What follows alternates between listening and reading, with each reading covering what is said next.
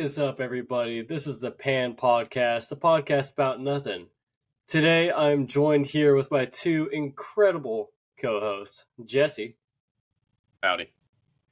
And Matt. Howdy. Now, I'm your host I'm the true host of this episode today. I'm also the reigning MVP of the last episode. But let's not focus on that too much. I want to explain the game a little bit more with that. So every episode, we come up with a little bit of a debate or a bit of a challenge to see who will win the MVP, or as we like to call it, the most valuable podcaster.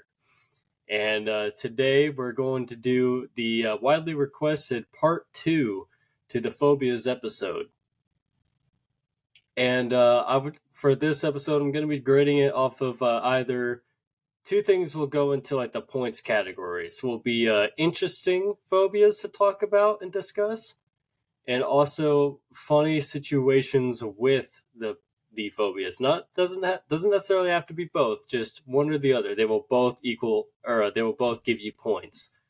But before we get into that, I want to ask you boys, how's your week's been? All right, Jesse, pull that tip out. Let's see it. What? Let's just pull that tip out. Let's see it right off the bat. Have to situate it here. Hold on. Jesse was upset he didn't get any small talk last one, so let's see that tip. This is my tip. It's so shaky. There we go. It's so sensitive. So you see, there's a hair on the edge of it. Hold on. I hate when hairs get wrapped around your tip. That bitch right there is sturdy. It's sturdy. That's a sturdy tip. That is the most well-rounded tip you'd ever see in your life. Pervert.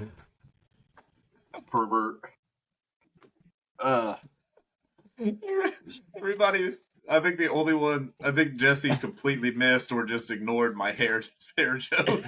I heard it. I both heard it and ignored it. I don't blame you. But yeah, backstory. That's a fishing pole. What? So, me and Alex were recently on a morning/afternoon fishing excursion. We're back at it again, and it got kind of hectic for me,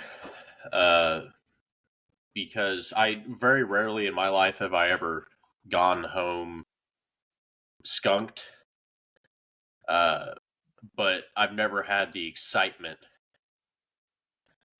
of catching an excessive amount of big boys in the water like I did this specific day. And started out pretty normal, calm waters. It was a really nice morning. The water was kind of chilly. It was about, I don't know, 64, 65 degrees when we first got there. So the fish weren't really biting that much. So I switched some bait around and some jigs and went about my business. Went to a few different spots. Over the course of, I don't know, an hour and 30 minutes, I'd only come up with a couple of fish, and not going to go into that detail because they were just really just spontaneous, random, tiny guys, tiny catfish, and a couple largemouth. But the reason I have a new tip per se on this on the spin rod is I wrestled with a bull of a male catfish for 6-7 minutes around 10:30 that morning, and it was enough so that on this spin rod I had some 8-pound line and tiny ass minnow jig and a little minnow attached for bait. And I was just casting, reeling, got some bites, and it's business as usual until I'd cast and then let it sink for, I don't know, it probably went down 20, 30 feet. Gave it 20 seconds. And all of a sudden, my pole just went whoop, down and looked like a cartoon magnet, just upside down U. And no quicker than it started taking off, I had to dick with the drag on this pole because it was not meant to hold on to something that was as big as what was the pole was trying to come up with. So I was in my kayak, just vibing out, and then I cast out. This thing clamped down on it. I thought it was either a tree or a fucking snapping turtle until it started moving, and then I was like, "Oh, it's a fish." So this thing bending the fuck out of my rod. It was doing its job, doing what it was supposed to, and it was taking me full 360 degrees in my kayak.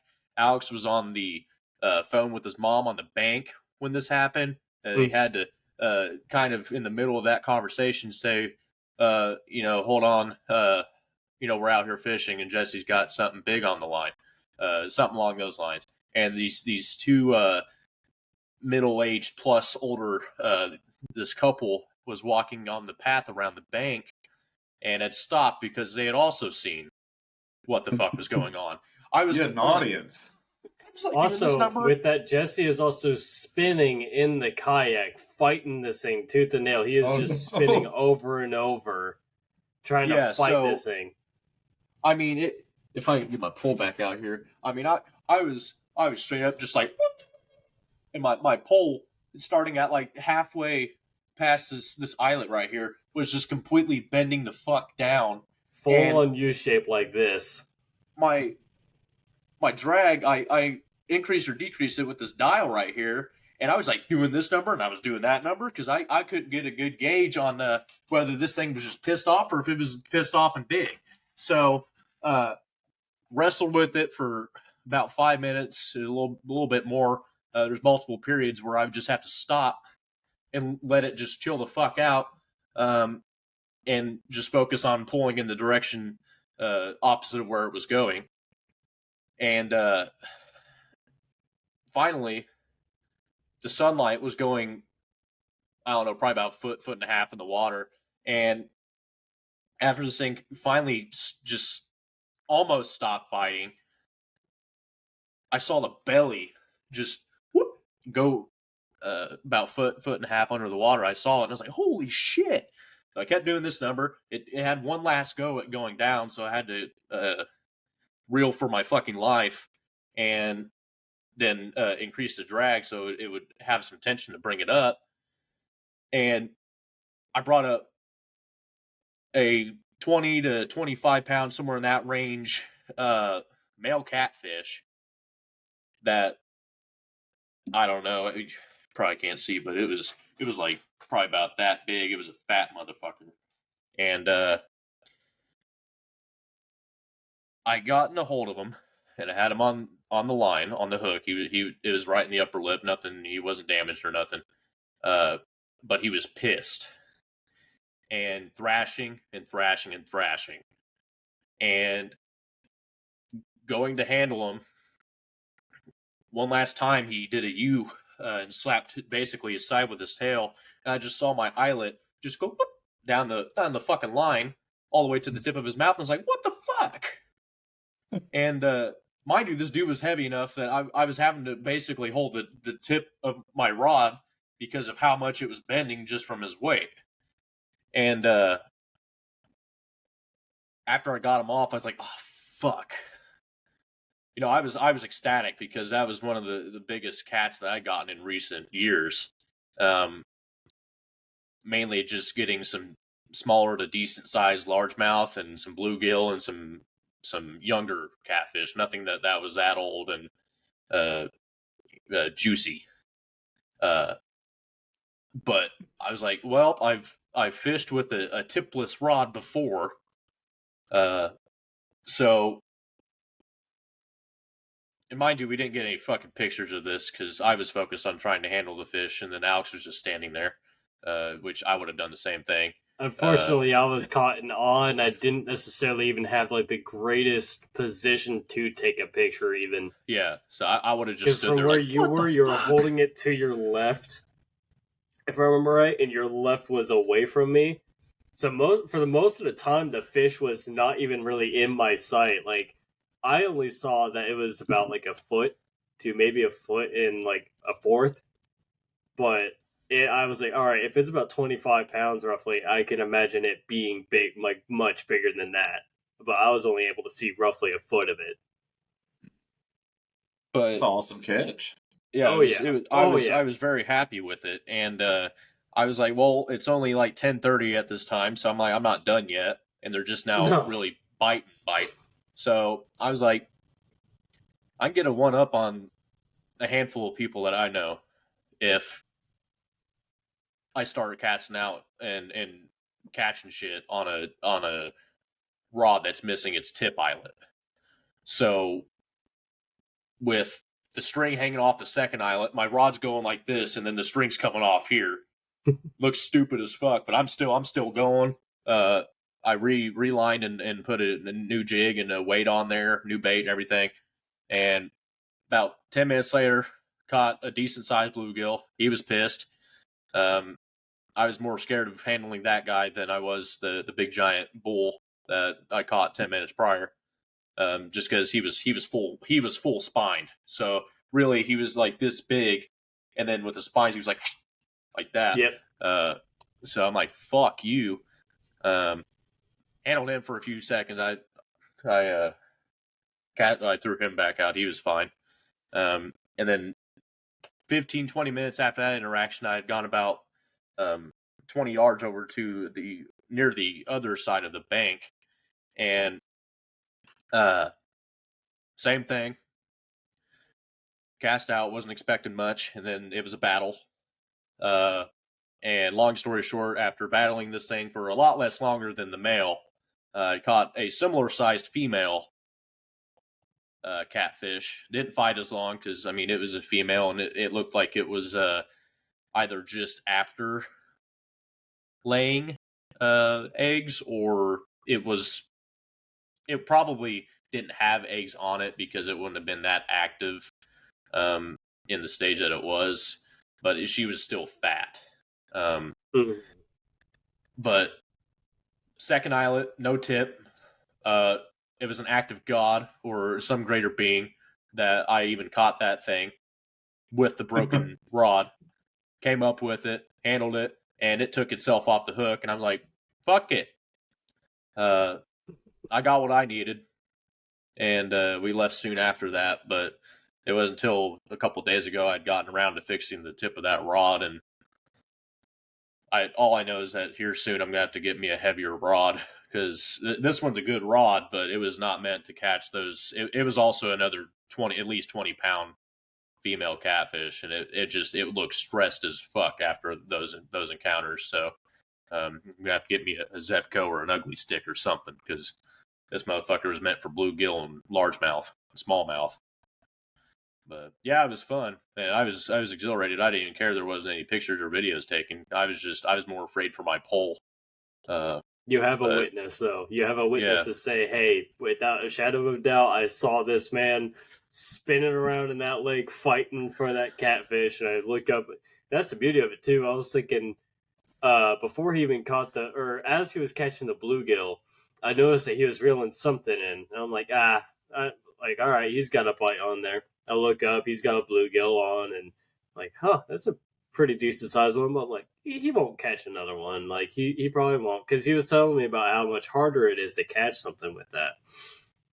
I'm like, all right, he probably won't catch anything too big.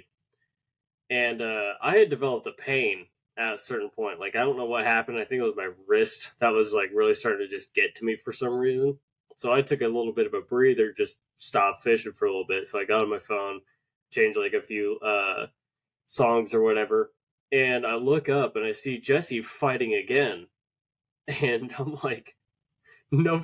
Once again, his rod is bowing a little bit more and more. I'm like, all right, what has he got now?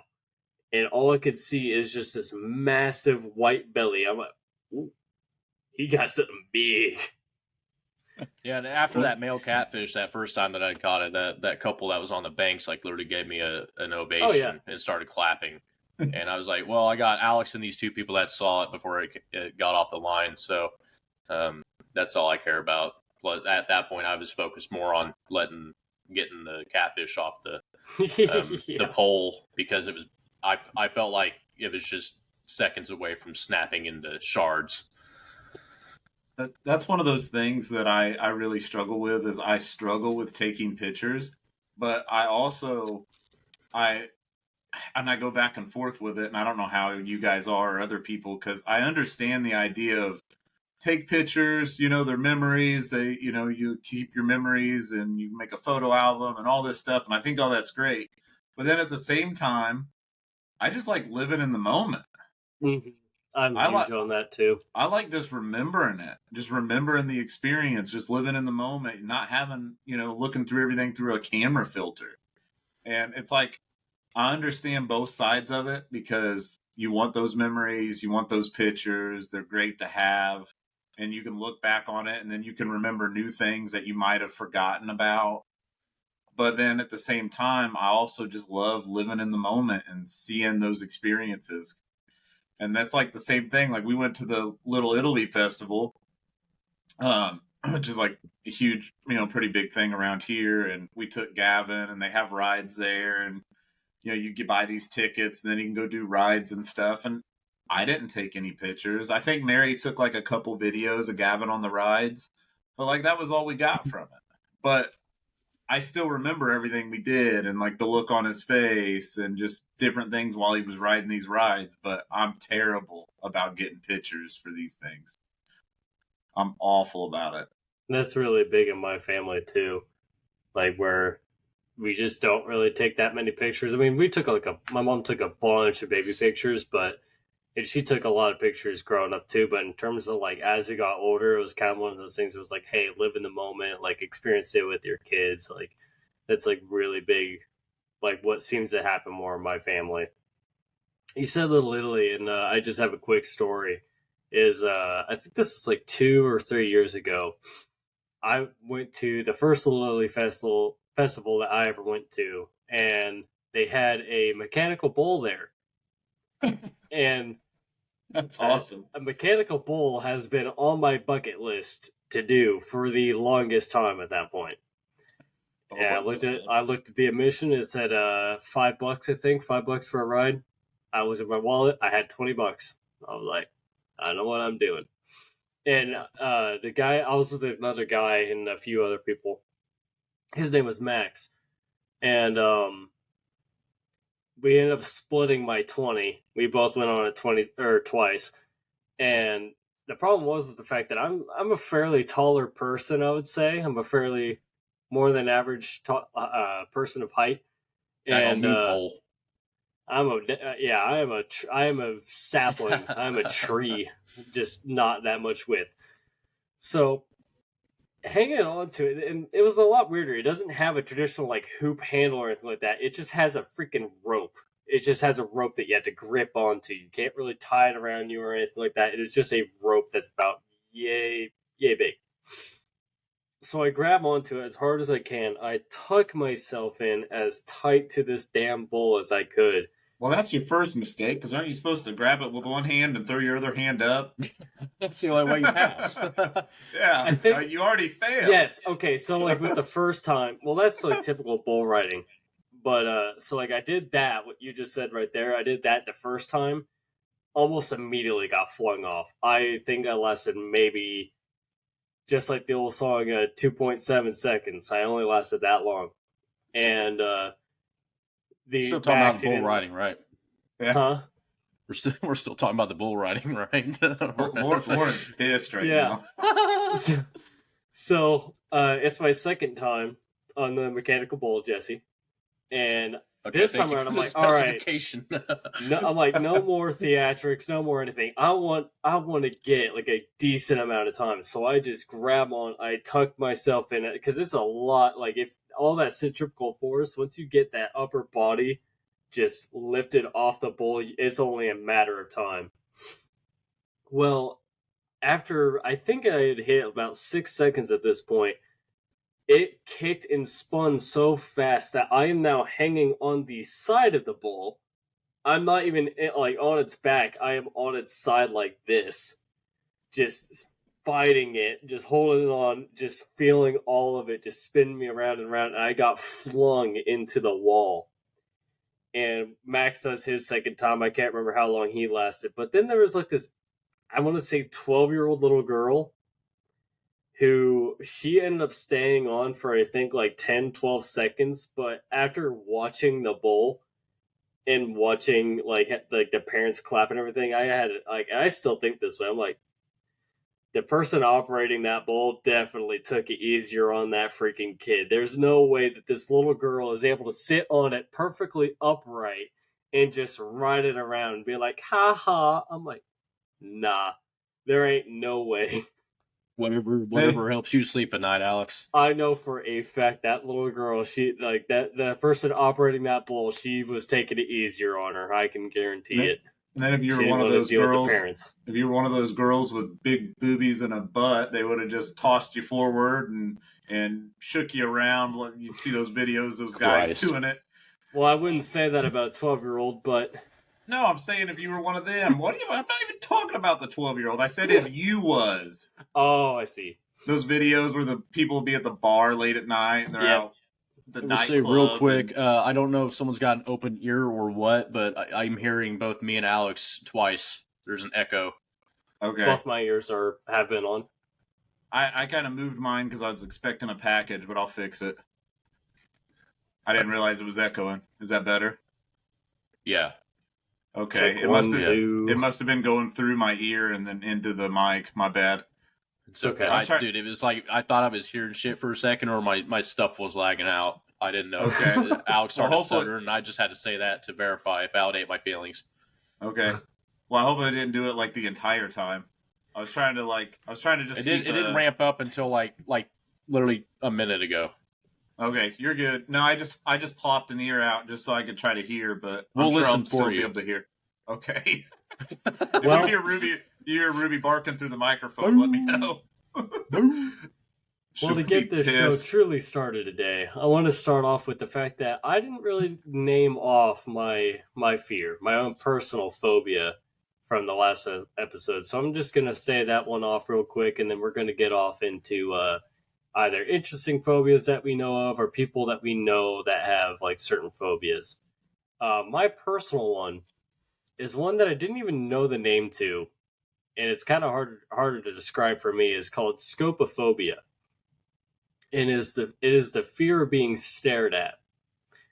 For me, it is a very specific instance. Like, for instance, if these two right now were to be like just to play with me and just stare at me for no reason, it wouldn't really be that triggering. Like, perfect example. It doesn't really faze me. But whenever like a group of 10 or a group of 15 or more really start to stare for too long, dude, it creeps me out. I start getting antsy. I start getting like my anxiety just starts ramping up. It creeps me out. I cannot do it. I immediately just sit there like, what is going on? So you would not be good at public speaking. You would not be good at being a teacher. That's the ironic thing. I was actually not so much anymore, I don't think, just because of like stuttering and stuff like that. But like in high school and like early college, I was pretty good at public speaking. I didn't care. Really? Yeah, I didn't really like. I would mostly because I had like this mental fortitude of just checking everyone out of my head, like staring at the wall behind them, or like just tuning my eyes out just to make sure that I wasn't looking at them, looking at me. Like that was the only thing that would be able to get me through. Alex has been in a different world ever since.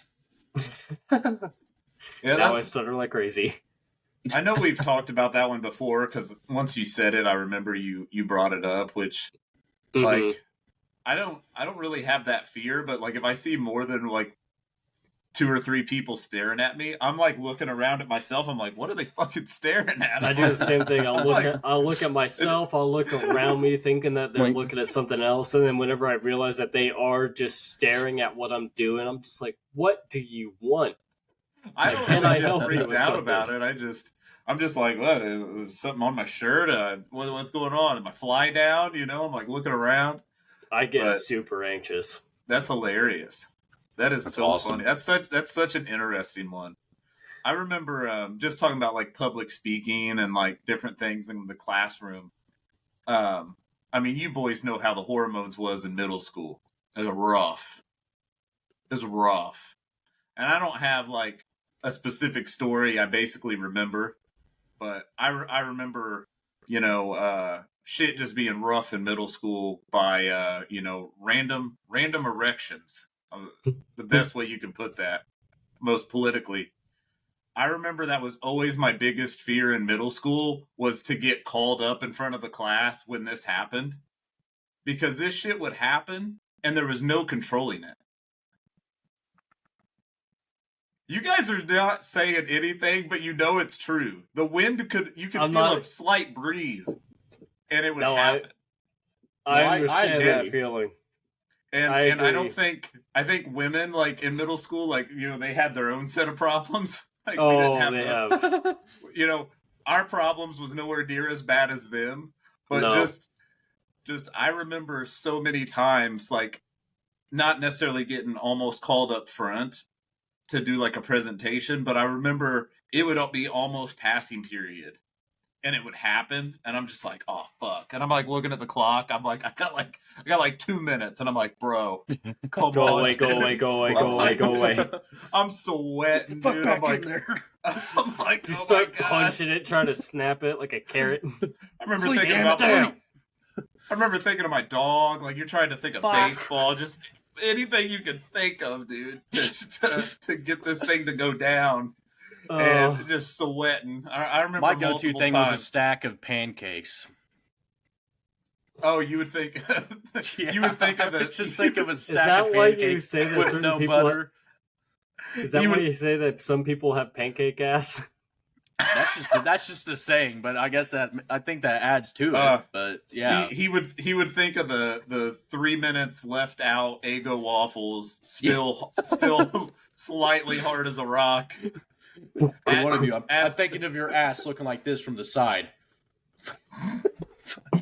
fucking one-dimensional object. That was always. I mean, that's not even something I've wrote down, but just that popped in my head. That used to be such a fear in middle school. Oh, It boy. was awful, and it would happen so much. I mean, it might happen 2 passing periods a day. Like that shit was just rough. And I remember always having to put like the binder in front. Like I would just like stand up and just slide into the binder, and I'd be like, everyone would be like, "Oh, why's he got the binder in front of him?" Like, you know why, motherfucker. This is a problem. You just like carry it like this, like perfectly in front of you, or like you tuck a jacket in front. Yeah. Which is probably, and I always wore basketball shorts, which like amped it up even worse. I never wore like jeans. I always wore like basketball shorts. So like I always had to be, having something in front of me if that was a problem. But that sounds far scarier. I would never chance that. It was an issue, which is also why I think middle schoolers fucking suck. They got all the hormones and they're dickheads. I'm gonna start off by somewhat outing my girlfriend here. She has 3 fears.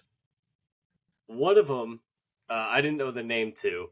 2 of them I didn't know the name to. Is coulrophobia. Is the fear of clowns. That one seems to be like the most common, I would say. But I still to this day. I think a lot of people say that they're afraid of clowns just because they're in the group that's like, I hate Nickelback and I hate pineapple on pizza. She has like if I remember it started whenever she was a kid. I think she said it was like 6 years old she was taken to a circus. I think that was roughly wherever it started. We talked about this one in the last episode. Thalassophobia, the fear of the ocean. I sadly don't remember the story to that one. But she also has mascalophobia, which is the fear of mascots. And that's a unique one. that is a unique one that I did not even think was a possibility. Because like we all see like mascots as like either goofy characters or like really cool mascots. Like for instance, the Colts have Blue. He is by far my favorite mascot out there. He is He's awesome. always He's out there on the funny. sidelines, just busting moves and shaking his ass. Yeah, Busting moves like air he's always thrusting, shaking his he's ass. always humping shit, bro. You said That or he just slams a cream pie right into someone's face. If there's like a missed field goal, he'll bash his head against the goal post. He's incredible. And me, Ben, and Jesse, last year we went to the Colts Chargers game, and I was telling Lauren about this. Is like really early on in our relationship, and I was telling her about. I'm like, oh yeah, like maybe sometime like we can arrange a trip where like we get a big group of us to go, and like we'll have you, LaCrista, a few others go. And she was like, oh, absolutely not. So I was taken aback. She won't go to a sporting event because she's scared of a Absolutely mascot. not. She cannot That's go. wild. She will not go to football games. She likes sports like altogether. She likes sports just because she's a pretty active person. Like she likes like activities like that. But she cannot go to them because she does not like the mascots. She told me straight out, like if Blue were to walk up to her, or if she even saw Blue, she would just immediately tense up, freeze, and just go into like this whole panic. That is wild. That is a very unique heard one. of that one. Yeah, going back to the clown one, I used to watch this series. It was called American Horror Story. Oh yeah, I used to love fuck watching that, dude. I think I know what you're talking about. That clown was yeah. There's a Fuck clown that, one. dude. There's a the clown one with like the one, giant bro. teeth. Yes. He would come up and bonk people with the fucking bowling pin. I think what creeped me out more wasn't the fact that like the clown itself. It was the fact that like in the show, like how he ended up having the massive teeth mask. I'm not going to spoil it, and I don't really want to address it too much, but like he pretty much just had his whole entire lower jaw gone, pretty much. What was crazy was he wasn't even like the main part of that whole series, because the whole part of it was basically about the carnival, basically, or the show freaks. Yeah, it was just the show freaks, and that was pretty much what it was all about. But then they just had this murder clown. Everyone adored the fucking murder clown, bro. Dude, it was so very creepy, bro. He was the staple of that season, and they made sure to fucking capitalize on it. I think that was the first time I've ever heard of America, because like everyone knows like American Horror Story and everything, but like I think that was the first season that I had actually learned or like had actually watched it. And the clown, I wouldn't say that he would creep me out every now and again, but like after seeing like his backstory and what he would do, it really did start to work on me a little bit. I was like, ooh, no, get that guy away. I think I'm like a couple seasons behind on it, but I heard like the last season or the last two seasons were trash, which that's what I mean. I can't say because I've not watched them, so it's kind of like turned me off on the fact of watching it, because I really enjoy American Horror Story, and I would hate for the last two seasons to almost ruin it for me. So I've just kind of steered away from watching it. Well, but I have a question then with that, just real quick. Do they all tie together, or are they their own like season? They're all their own unique season. Now they normally use the same actors in every season. That's one thing I really like about it. And then and then they also don't all tie together, because like that was one of my issues with. And I know I'm going to get hate on it. This would be a good hot take. But one of the reasons I lost interest in Supernatural was because I started falling off of it, because it was just, the story was so long and there was just so much that happened. And it was a great story. I'm not knocking it. I know people are diehard Supernatural fans. But I think it was right around season 11, I just fell off and I had to stop watching it. But I did get through like 10, 11 seasons of it. And that's also a great show, but it lost me around the season 11 mark. Because I think you said you really like Supernatural, right, Alex? I did. There were some other personal reasons why I stopped watching altogether, but I had a big complaint with that too, was just all together. Every single season ended like this. We just defeated this bad guy but in doing so, I made a sacrifice for my brother's sake, and in doing so, I made a bigger fuck up than before, and now this even more dangerous demon is out for our ass. It was and like that was for about 7 seasons longer than it should have. it was like, how many times are they gonna die and end up in hell and then Exactly. Like, fuck. It was literally that whole series was deja vu at points. Yeah. Especially whenever they got like super dramatic with each other. I was just like, I'm pretty sure y'all had this same fight like at least 12 times. I think that series was more liked by women just because Sam and Dean are like hot, so everybody was like, "Oh, I love Dean. Oh, I love Sam and his luscious hair," and it was just most definitely. It's like Team Edward, Team James. Edward and what is Twilight shit. What is it? Edward and whatever the werewolf is. I don't even remember. It would cut to this scene or Sam was like getting out of the shower and he's got his abs and he's just like walking out of the shower with a towel. Ooh la la. Yeah. It's just, jeez. That's all it was doing. That's what it was about. But I mean, hey, it drug like every woman into that series, so can't knock it. They were very successful, but they're done. Yep, they're done with Supernatural now, right? Yes. Yeah. They tried a spin-off, but it was terrible. And nobody liked it. But let's get back to the topic at hand. Yeah, we lost Jesse, sight. what are some? What's the most intriguing phobia that you could think of? Well, I got a couple that more relate to my childhood, and then I got one that is of an old friend of mine from elementary school. And I'd say that the two revolving around my childhood are pretty unique. Not just, I mean, it's not unique to me, but just out there, comparatively speaking. But the one that my friend from elementary school has, I had to look up the name of it because it's weird. But it's called deipnophobia. Just off the bat, do you guys have even a slight clue as to what the fuck that is? Deipnophobia? Deipnophobia. Dude, I have no clue. Some of these names are wild. Yeah. Oh, yeah. Some of them are very straightforward and make sense, and some of them are like, what the fuck? This is like some Latin ass backwards stuff. But it's the fear of dinner conversations. Fuck, man. I swear, bro. What the fuck, dude?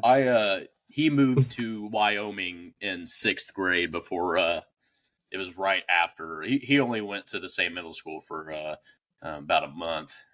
But I knew him since I was at that daycare. But he would we had a random just little kid conversation one day, and we were talking about can't wait to go home and eat. We were talking about what we're going to go eat. And then he had gone on to say that, because I was like, well, I'm going to, we got this, I can't wait to sit in, the comfy, the chair that I get to sit in for the dinner table. Something along those lines. So, I think this was like what felt like 2 decades ago, so I don't remember much about it. But he was like, I usually eat in my room. And I'm like, the fuck? You're like 6. Yeah. They don't make you sit at the table and eat. And he was like, they don't really want me to. And I'm like, okay. I wasn't going to judge, because I got eczema. So, this kid... I wouldn't want to look at you as a kid? Not even your parents? We had to plug that into this episode. Yeah. Mary don't worry. Mary said the other day, she's like, that needs to be your guys' first sponsor. It needs to be some eczema lotion. Gold Bond. Fucking Gold Bond or CeraVe or Eucerin or something. But yeah, he said that, well, anytime, basically the short and skinny of it is, I know he said some other shit, but to turn it into a coherent sentence, he said something along the lines of, well, every time my mom and dad and my older sister start talking about stuff, I'll either pee myself or I'll start crying. Wow. And I'm like, man, that sucks. That's sad. Like, the doctors don't really know, but I'm seeing a psychiatrist when I'm a little bit older. But for now, I just have to eat in my room to kind of avoid that. And then I asked him, I was like, well, do you ever go over to anyone's house and like sit with them? And he's like, I'll sit with my friend in their room, and because the parents will be okay with it, but I won't sit at the table because I start getting scared. Basically, is what he said, and then I was like, how like scared in what capacity? He's like, I don't know. It's too much for me. That's interesting. And That's so much it weight. wasn't And until a few years later that he had told me he started seeing the psychiatrist, and he was like, "Well, they said I got the hypnophobia, and I've been working on that." And then by the time that he had moved to Wyoming, he said that it really didn't bother him that anymore. Obviously, because he was in school settings and he had to eat with people, but he really wasn't talkative.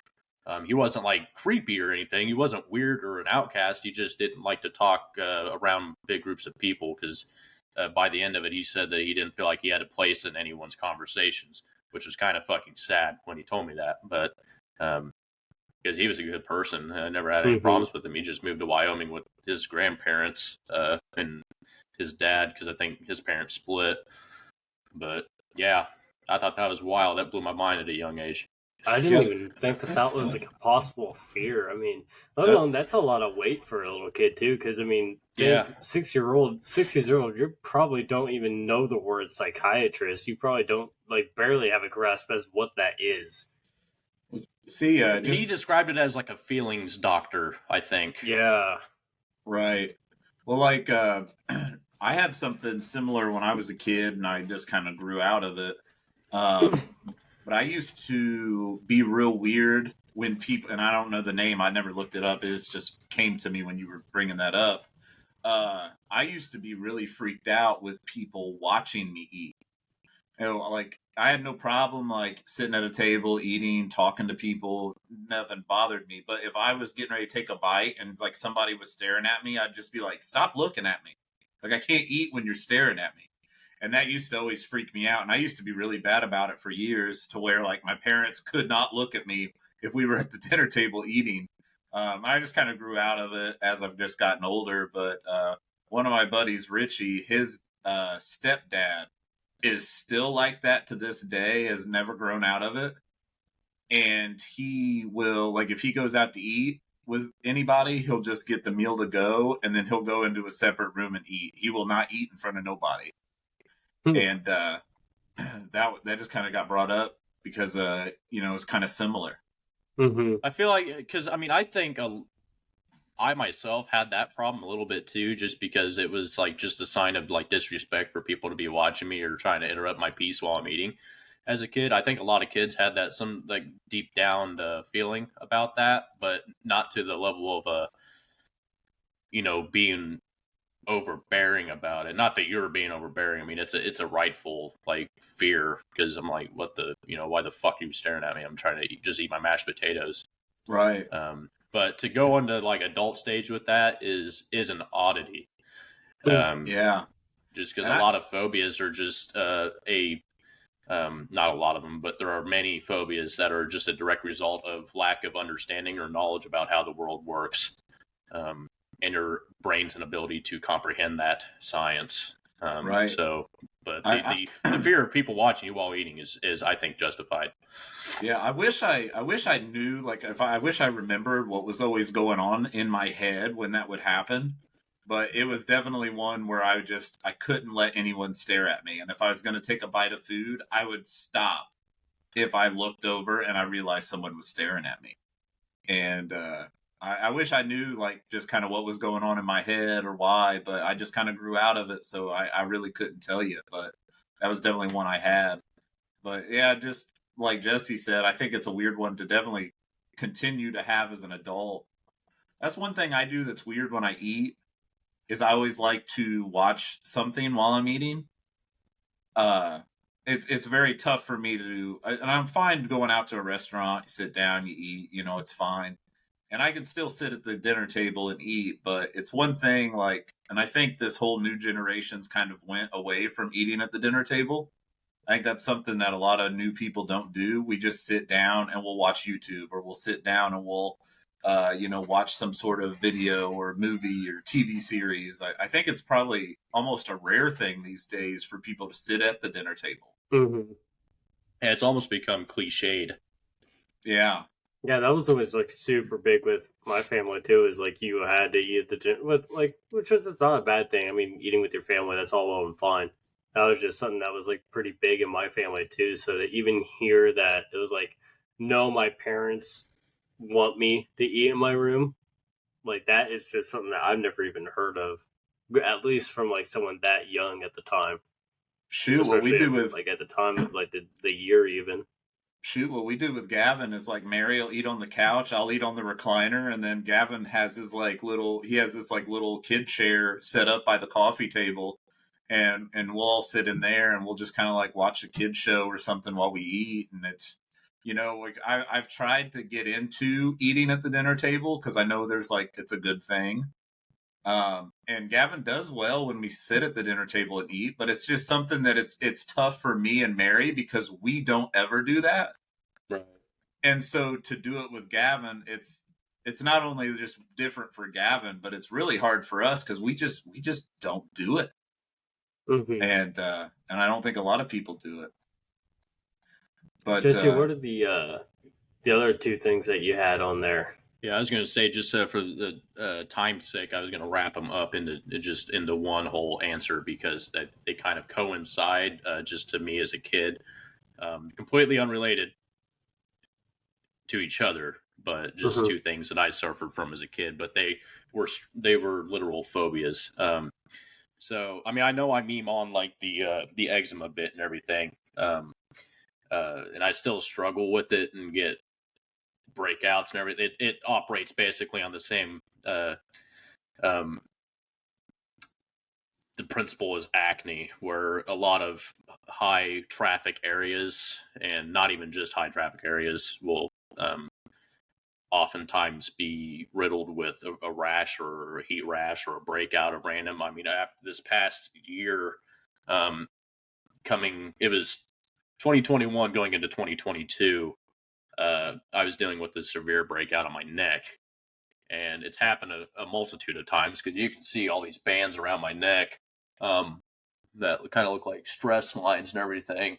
But that was just for me as a kid dealing with a lot of scarring, and it's the same thing with my arms here and everything.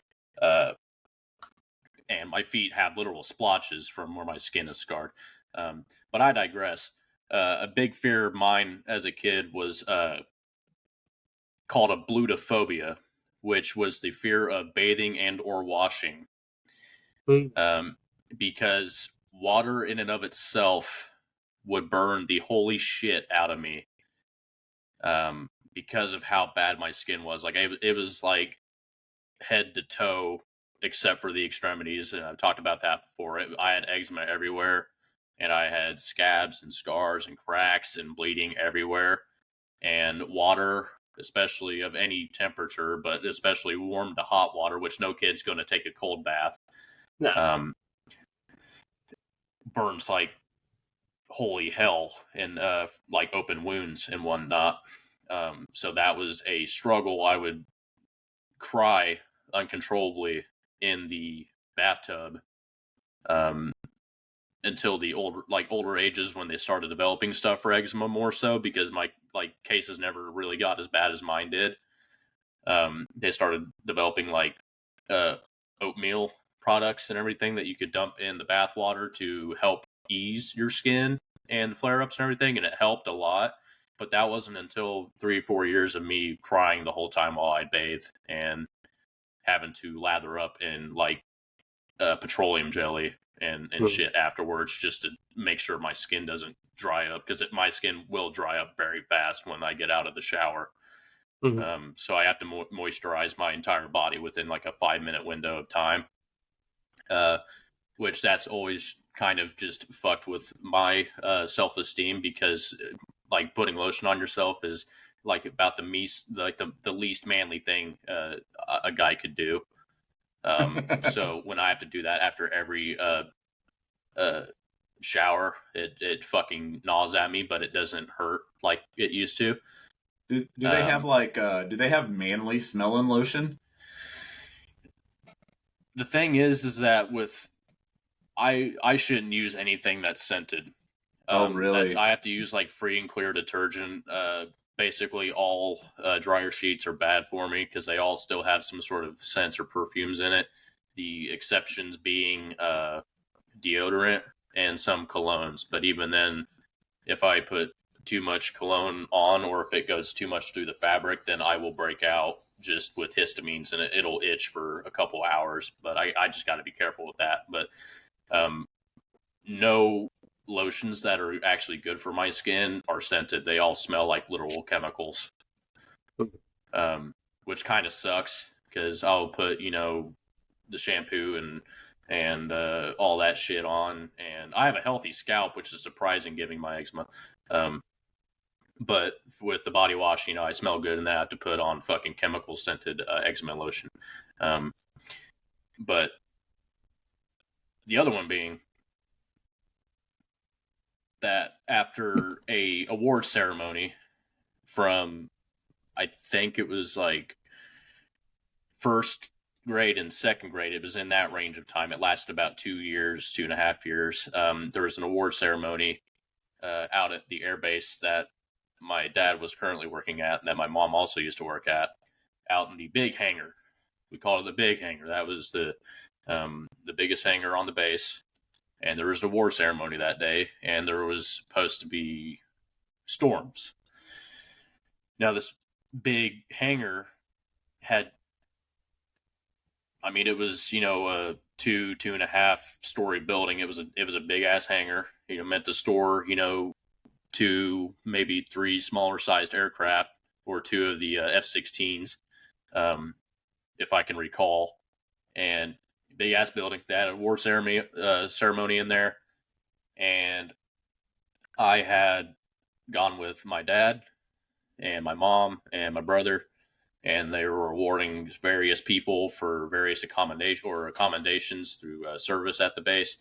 And severe storms had hit, and we basically had to get evac out of the building through some of the military supply trucks, and we're going across the tarmac at like 60, 70 miles an hour, or that's what it felt like as a kid.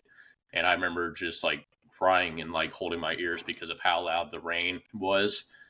And I think that literally traumatized me for quite a while, because at that point going forward, if I'd go to school, which our elementary school had metal roofing, Mm-hmm. if I looked outside and I saw a cloud, or if I saw that one of the sides of the sky was getting darker, or I'd see a drop of rain, or I'd see, how like the sun casting on a stormy sky makes the trees look really bright against the dark backdrop of the storm. Yeah. That would terrify the fuck out of me. And then if I was home and I would see even a drop of rain, I would start uncontrollably crying. Oh, Um, wow. I think the fear of storms is astrophobia, if I recall. That fucking like it fucked me up for a good year and a half to 2 years. And going back to the ablutophobia, that was, like I said, I had problems with that until I was maybe 11, 12. Oh, wow. So those were more personal phobias, I guess you could say. To go back to what you were saying about breaking out on your neck with the eczema and stuff, I remember this was pretty early on in this was very early on in our friendship. And I remember going up to you at work, and you were kind of breaking out right here, and you had like this like red kind of mark. And I remember walking up, and I said, "Oh, Jesse, you're just coming to work with hickeys on your neck?" And I don't think you like legit got mad at me. I think you were just mad because you've been made fun of or you've heard it so many times. And I legit thought it was a hickey. I Yeah, wasn't being a dick. I wasn't trying. And I remember you just kind of snapped back at me, and you're like, "I have fucking eczema." And I was like, dude, I really wasn't making fun of you, because yeah, you were convinced at first I was making fun of you. And I was like, no, I seriously wasn't, Jesse. I thought that was literally a hickey. I felt so bad afterward because I really didn't just mean reacting to to offend people you. saying anything about my skin is just a knee-jerk reaction that stuck with me for Yeah. my entire life. So I've had to apologize to countless people because they say anything, then I'm just like, fuck you. Yeah, he was immediately mad, and I was like, dude, I promise you, I Because did in the not moment, mean... like, I'm not thinking like, oh, me and Matt haven't really been that tight for that long, so he might not have, as calm as my skin normally is, he might not have Yeah, understood the circumstances, and I never really explained it to him at that point in our yeah. friendship, so I didn't think about that. I was just like, fuck you. Immediately pissed, ready we to might start a have fight. we might have to run over the hour just a tiny bit, but I want to make sure that Matt gets a fair share into the I got phobias that he has, I got or a that he quick is scared one. of. I got a quick one that won't take up too long, and it's not my phobia. This is my dad's phobia. Okay. And we're gonna have to do phobias part 3. I mean, we're Oh, just gonna God. have to. This is what the people want to see. I mean, I there's guess. just too. There's too many of them. And I got one for my dad. I still have multiple other ones to talk about, but I'll just leave it at this one with my dad. So, my Go ahead and dad. give us 2. That way it feels more balanced between the 2. I can't. Because I I feel can't. like I I've don't want heard to a go few too of long. Jesse's. Yeah. Well, All right. I piggybacked off of Jesse's because I brought up me not liking people look at me when Oh, yeah. when I was a kid. So I've kind of like got my share in. It's fine. So my dad, he's been with my mom. They've been together forever. I mean, they're like coming on 30 years, or they're going to be mad at me because I don't remember, but it's been like 30 years. They've been together for a while. They've been married a while, forever. And so my dad told my mom, basically since they've been together, that he was allergic to bees, wasps, all that stuff. He was allergic to them. And so there was countless times where a bee would get in the house, or a wasp, or there'd be a bee around my dad outside. And basically my dad, a big 280-pound man, would just run away like a little girl, just screaming. And my mom would be left to take care of the wasp and or bee. And it didn't come out until it was 13 years, mind you. So 13 years my mom's under the understanding that my dad is allergic to bees and wasps. And they were at my grandma's, my dad's mom's house, and there was a bee. I don't know if they were outside or what the case may have been, if it was inside, but there was a bee or a wasp around there, and my mom was like, "Oh, just sit down, Mickey. I'll take care of it since you're allergic to bees." And my grandma goes, "What are you talking about? He's not allergic to bees." My dad, I wish I was there. I may have been there. I can't remember what the time frame was, but I'm sure my dad's face was just pure shock that his 13-year lie That's an was impressive amount of time. I'll give him that. all for nothing. So wait a minute. I have a. So he's not allergic. He's not allergic to bees.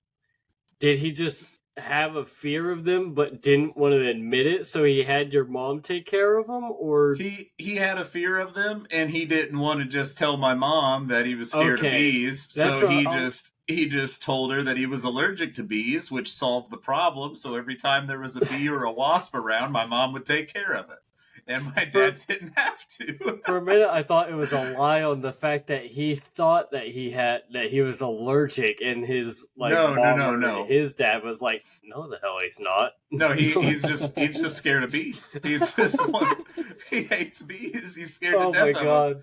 He lied to my mom for 13 years about it. These are our friends. Now hornets, fuck amazing. hornets, and wasps, fuck those guys. But I mean, I would understand it if he wasn't, like, if he was just allergic to, just because, like, my older brother, I mean, I've seen, like, was horribly allergic to, like, wasps and bees and whatnot. I think wasps are the most dangerous to him, because I think one, like, stung him. I think it was, like, right about here, roughly, right in the back of the hand. His whole entire hand just swelled so dramatic. That's why EpiPens exist. Within minutes. Well, and it's so funny because I can't believe my mom never thought to ask my dad why. Because like normally, if I remember correctly, my aunt was really allergic to bees, and she would always have like an EpiPen on her, or anywhere she went, I believe. And I'm thinking to myself, now that I've gotten older and stuff, is like, why did my mom never think to ask my dad, like, why didn't he have stuff around him if he did happen to get stung by a bee or a wasp so he wouldn't die? And my dad he just went 13 years with this lie my mom never knew, got ratted out by his mom. And it's just so funny to me that he was. I mean, it is really impressive. He was able to pull that off. Is the one That's hell of what a, I've been hyper fixated on. 13 years of that. That was, I mean, 13 kudos to years him. of a lie to his wife. He gives him big kudos for me. I mean, I don't know. I've never asked him about it any further, but I'm sure my mom did bring up, well, you've lied to me for 13 years about bees. What else have you lied to me about? Right? Oh God, I don't want to. I'm pretty sure that was a long drive home. Oh, I'm That sure had it was. to have been. Oh Lord. You need to find out though. You need to find out like what was his reaction or like what like how did that end up going? I need to get more I know. I need to get more details on it because Get him on his podcast for an interview. Yeah, we'll interview him about it. I'll sort that one out, and I'll just be in the lobby as a producer. Both the Waldens and Alex can be on an episode. I'll analyze the audio levels. Interview the parents on how he got away with a 13-year lie so perfectly. I mean, and the thing is, too, is if he wouldn't have got ratted out by his mom, he would still be lying to her today. I know. Wait, that's that Walden determination right there. How many years ago was this, too? How many years ago was this? Probably about 13 years ago. Oh, my God. So it could have been like a 26-year-old lie. That is older than me and Jesse. That's almost as old as you. Imagine keeping up a lie all the way from... kindergarten all the way up until after graduation from high school. That's what that's like. Oh God. I mean, it's such a simple lie too. So it's one of those things that it's an easy lie that you don't like accidentally slip up on. You just like, I'm allergic to bees. It's easy. Right? It's simple. You know, it's not something hard to lie about. The secret security or the fucking CIA or one of the 3-letter agencies. I don't know. I don't know. Here, let me look it up. What it's called to be scared of bees? Because I'm not sure what it's called. I've never looked it up actually. That's pretty cool. I mean, I can't really congratulate him for that though. That's the beauty of it though, is the fact that I can congratulate him a little bit because it's like, hey, you kept a 13-year-old lie, but at the same time, it's like you kept a 13-year-old lie to your freaking wife. Like what? It's called, I guess, apiphobia or melissophobia. I think I heard of that. I think it's apiphobia. Some queen bee named Melissa. Yeah. The origin story. Yeah. I mean, I don't know. I'd also have to ask him, too, if he just got stung by a bee that just traumatized him. Or like, yeah, there's got to be... Ever since then, he has just hated... It's like the thunderstorm for me. Stingers. Yeah, there's got to be something that sparked it. I'm sure. I'll have to ask him about it and then maybe bring it up on a small talk bit, you know, and just kind of further go into it, or maybe Phobias Part 3. I'll bring it up because we saw the movie too many times. We're gonna hit this phobia podcast. We're gonna do like 10 parts of it. Jesse, I just want to add. In our time right now, it was a day ago, but by the time this episode goes out, it'll be a couple weeks. But it was my mom's birthday yesterday. Yes, I forgot. I'm so sorry. I forgot to text you like happy birthday. Like I was about to text you to tell her. My mom. I don't know if I have her number. You got her on Facebook, don't you? I don't know, to be honest. That's fucked up, man. I'll have to check again. You're not on Facebook like that, but yeah, she's a big 6'2". 6'2". Yeah. So man. She's. I probably shouldn't have said it here on the podcast, but I know that at least on the message in the Facebook post that I made, that she came off younger than what in reality she might be. So I'm not insulting her. She's 62 years young. She's a great person. Still got a lot of spring of her step.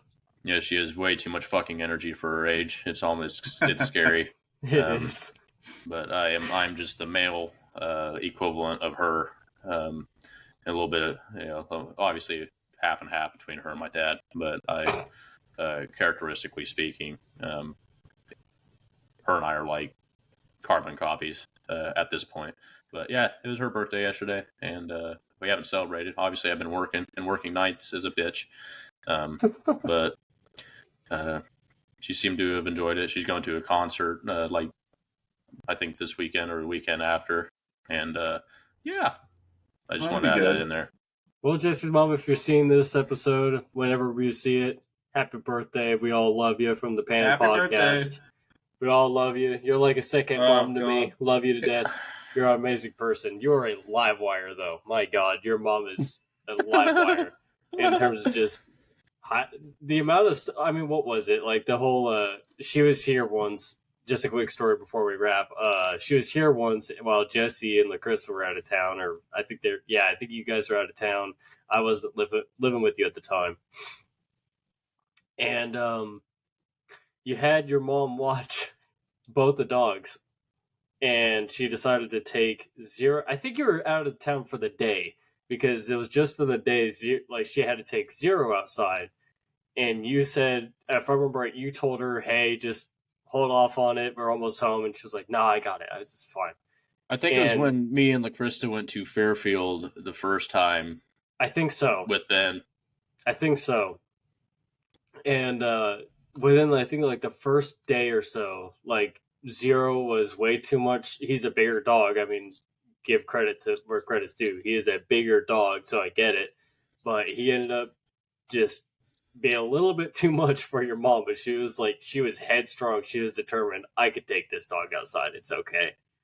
Don't worry about it, Jesse. And thankfully, she was okay. It was just a good scrape, but she ended up coming out okay. He fucked up her arm. Yes, I didn't want to. I was trying to sugarcoat it.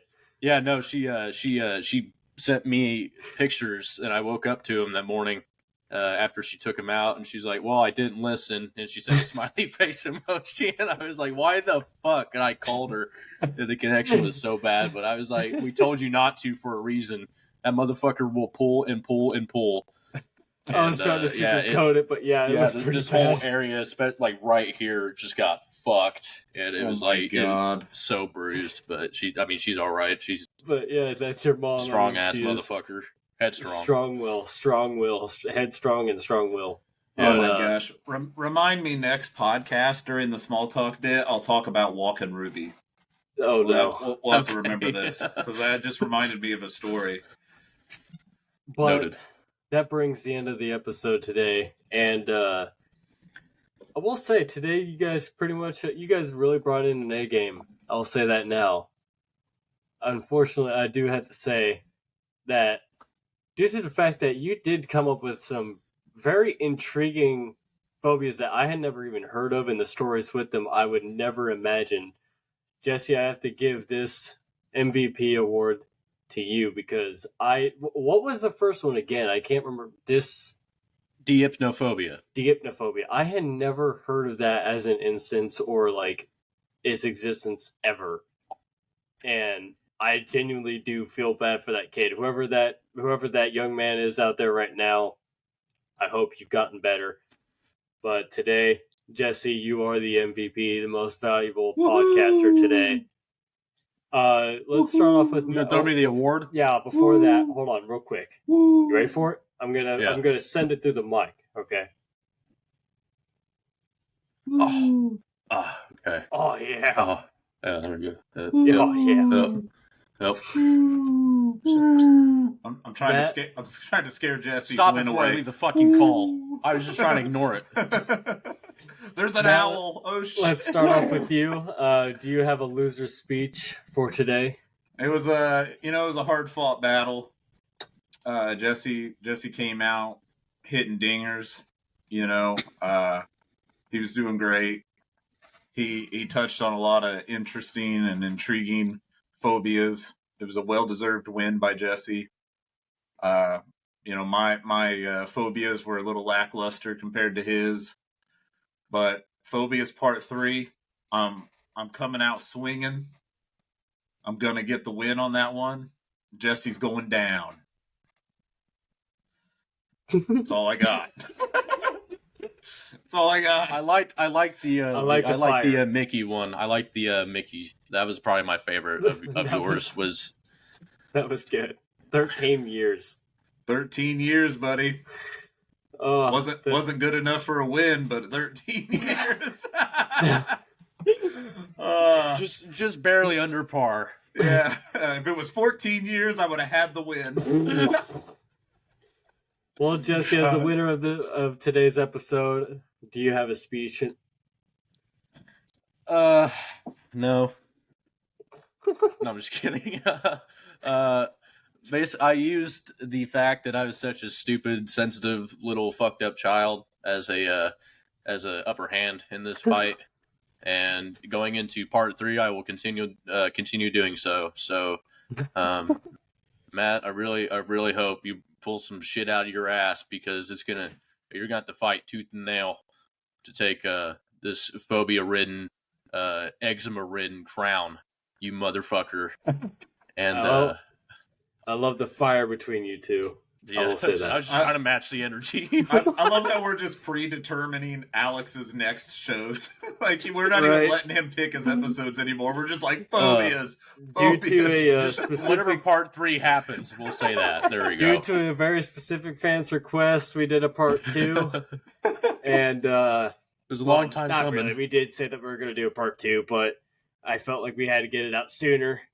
And then now I guess we're doing a part 3. I guess I'll try to figure out when I'll host that one. I don't think it'll be anytime soon. I want to get some new, fresher ideas out there. I might cave and do Phobias Part 3 on mine. No, you won't. If we're doing Phobias Part 3, I will grant you permission to do it if we do it. Oh gosh. But that is the end of today's episode. Thank you for joining us on this wonderful, wonderful day or night, whenever you're watching it. As always, we release every episode at midnight on Monday mornings. That is Eastern time. I don't really know if that affects anywhere else around the world. Our viewership in UK and Denmark. Oh, yes. It's like 8 p.m. there right now. I will have to Google that for next time, but I believe it's roughly in around 8 p.m. I believe that's actually right. If not 7 p.m. Sorry that we don't really know. We'll start uploading via Greenwich Meat Time. There we go. But once again, thank you all for watching. Be sure to like the video on YouTube. Share it with all your friends as much as possible. We would like to more of an outreach for our community. We would like to grow as a podcast, get the name out there, and hopefully find some success in this. And comment your phobias down below so we could get some new ideas. Maybe we'll talk about them in Phobias Part 3. Comment some very interesting phobias that we might want to discuss, or possibly we know someone that has that, and we might even have that. We just don't even know it. But just spread the word, and thank you for watching. We love you all, and as always, P.A.N. out. P.A.N. out. P.A.N. out.